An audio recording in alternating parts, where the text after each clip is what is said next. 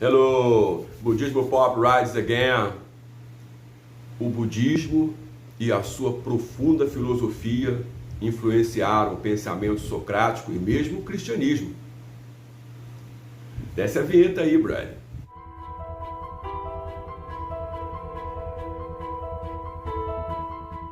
Hello, aqui estamos de Budismo Pop. Se inscreve logo no canal, dá logo o seu like para não esquecer, para mostrar nossa relevância para o YouTube. Compartilhe o vídeo com os amigos para a gente poder tirar essa onda juntos, ok? Deixe seu comentário aí, se tiver alguma pergunta, deixa aí para a gente falar. E o que mais? Fica com a gente até o fim, tá legal? Essa questão do pensamento socrático, né, do conhece a ti mesmo, né, famoso, e mais tarde, né, o cristianismo, né, lançando esse dado importantíssimo para a civilização humana, que é a compaixão, né, aqui no Ocidente. Isso estava sendo objeto de um debate entre eu e mais dois amigos estudando budismo, né? E, curiosamente, a gente vê primeiramente o seguinte, né? Sakyamuni, século IX antes da Era Comum, 400 anos antes do Sócrates, né? 949, aproximadamente, antes do cristianismo. Bom, o que acontece é o seguinte, né? Tanto na poderosa filosofia grega, que vai despontar a partir do Sócrates, né? Desbancando os mitos, né? E a astrologia, né? E dando vozes à matemática, à lógica, né? Enfim, a partir de Sócrates você tem o seu discípulo Platão, Aristóteles, né? Arquimedes, enfim. Esses caras todos, há uma base interessante, né? Porque a partir do Sócrates, por exemplo, conhece-te a ti mesmo, é uma proposição extravagante para a época, apesar do Sócrates abrir todo um leque de busca de conhecimento e questionamentos, mas sem um alcance profundo daquilo que seria o cerne dessa busca. Por quê? Porque, na verdade, ele tomou isso da experiência dele enquanto marujo, ao viajar para a Ásia e conhecer algumas escolas budistas que propunham essa viagem importantíssima do autoconhecimento. É isso que Sakyamuni apresenta para o mundo, o primeiro Buda histórico, né? Siddhartha Gautama, né? O autoconhecimento revela a você todo o universo, porque nós não somos parte do universo, somos o universo. E, basicamente, por ser anterior ao pensamento socrático e ao cristianismo, acaba que essa filosofia budista trimilenar, ela influencia a própria produção do cristianismo, no sentido de que o Cristo, ele introduz no Ocidente a compaixão. Embora não tenhamos uma bibliografia ainda muito clara sobre isso, eu bebi da fonte de dois livros que eu pude ler numa biblioteca de um futuro ex-cunhado que era maçom, de 7º grau.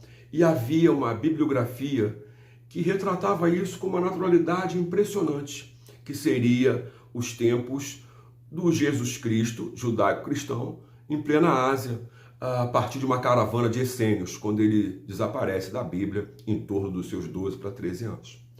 E volta uma década, 2 décadas depois. Obviamente que, provavelmente, como a gente não dispõe dessas fontes, já que era uma biblioteca de um rapaz maçom graduado,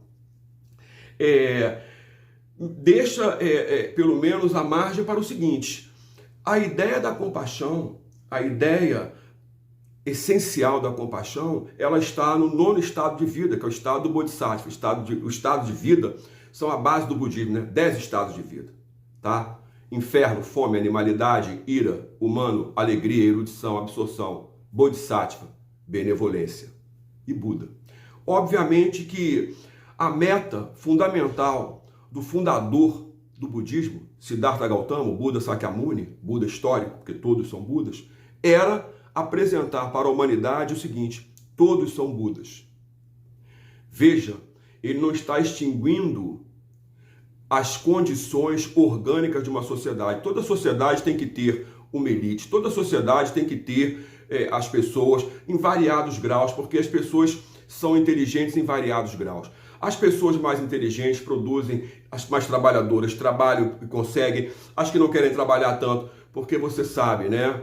A compaixão é um elemento para você entender que todos, sendo Budas, podem alcançar aquilo que quiserem. O que impede, por exemplo, as pessoas de ficarem se vitimizando quando não conseguem as coisas, ou de responsabilizarem a sociedade, ou os pais, ou o governo pelos seus fracassos, né? Porque, na verdade, você sabe, se a questão é para você ter autoconhecimento e compaixão, você não pode mirar em nenhum dos 9 estados, você tem que mirar no seu estado de Buda. E nem Sócrates, nem o cristianismo apontam um caminho direto para essa direção. Essa direção, ela levou 3.000 anos para ser ultrapassada. Começa na Ásia, na Índia, na Ásia Central, depois na China, no século VI da Era Comum, depois no século XIII, no Japão, começa o budismo do Sol. Então, a partir daí, a ideia da busca por alguma coisa está diretamente direcionada à busca pelo seu próprio estado de Buda, onde você, ao recitar Nam-myoho Renge Kyo, você realiza o mecanismo da viagem do autoconhecimento, porque conhece a ti mesmo. Sim, porém, como vou fazer isso?